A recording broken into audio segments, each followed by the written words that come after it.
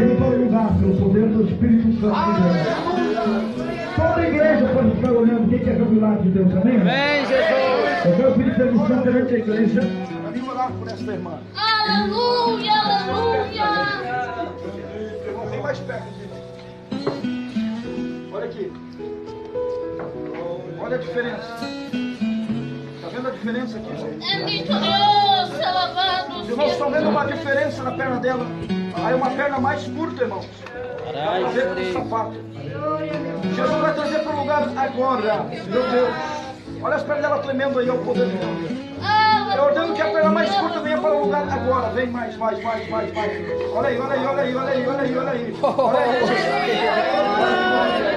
Aleluia.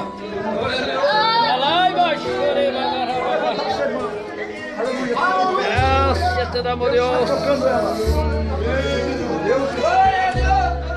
Oh, arrabaxo. Aleluia. Deus está tocando essa irmã. É o poder de Deus sobre ela. Tem alguém aqui atrás dela, rápido. Alguém atrás dela que podia, o Espírito de Deus está tocando. Deus está endireitando, o diabo queria encontrar ela.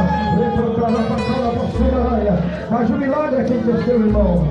Aleluia. A perna era mais curta, sim. O diabo estava encontrando ela pro lado.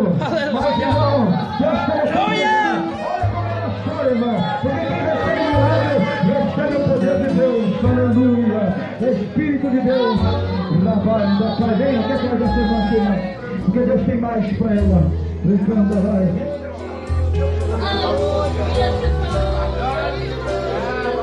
Jesus. Caiu duas vezes, como é que pode isso? É o poder de Deus, irmão. Ninguém aqui está caindo em demoniado, não. Ninguém está caindo em demoniado para curar, está caindo para ser curado. Aleluia! Você tocar pelo poder de Deus. Você que já recebeu uma árvore, Padrão, glória a Deus, é sorte.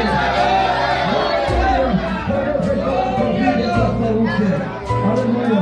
Quantos desejos de oração eu quero orar por você? Em nome de Jesus. Esse irmão aqui, você, vem cá. Jesus tem pastor para você, vem cá. Você.